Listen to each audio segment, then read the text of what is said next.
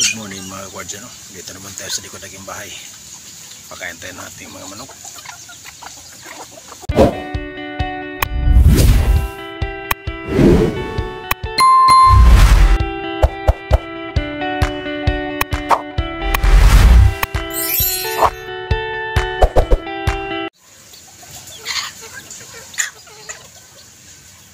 Dito naman tayo sa likod ng bahay mga guardian.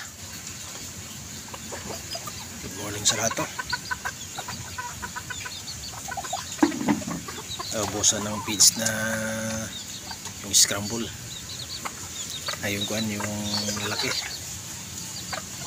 Ang pinapakain ko ay ito na lang yung booster.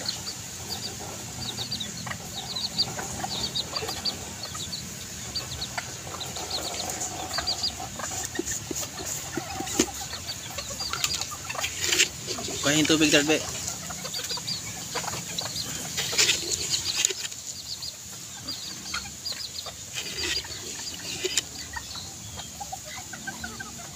Kain tubig ta. Malinis.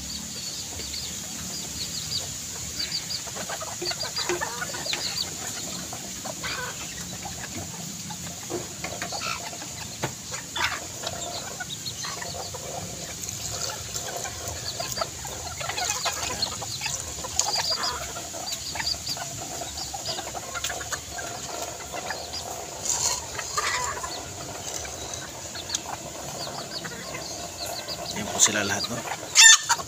Yung iba hindi pa nag-awi dahil naglimlim yata doon sa may ilalim ng kawayan.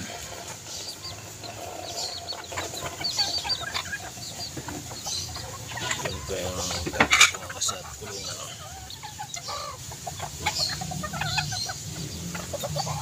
Basa. Yun yung isa, ano, nasa loob ng kulungan. Kinulong ko dahil nag-aaway. Ito yung pinakamabait ko na manok. Hindi talaga ito pumapalag pag hawakan ko. Ano.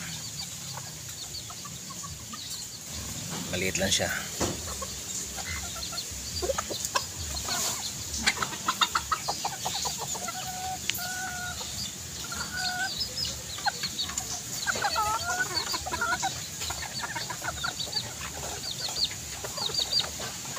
Yung likod-likod yung bahay, no? Ayan. Hindi pa nagawa tayo mga kabarya. Gusto ko sanang mariprapan. Hindi umabot yung riprap ito, kaya ako na lang mag-riprap. O kaya paila ng block tulad kay bahay ko. Ayan, no? Kaso lang malaki din gastos mga kodya siguro. Kailangan ng pera talaga. Ipon muna para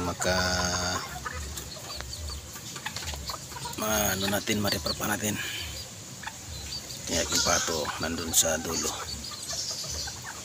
busog na siguro, hindi lumapit.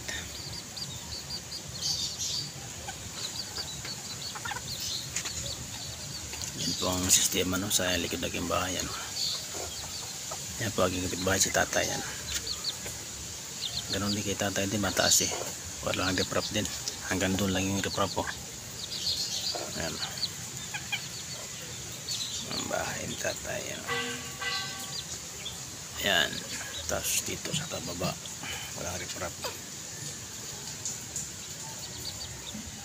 Hindi daw abot yung ano rito, yung bako. Mag-ukay ng ano, mag-ukay, hindi naman talaga abot talaga dahil masikip.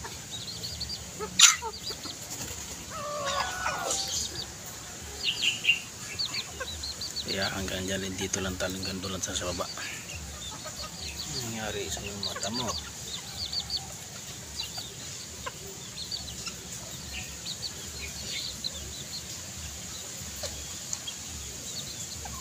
Busog na sila. Yan, busog na.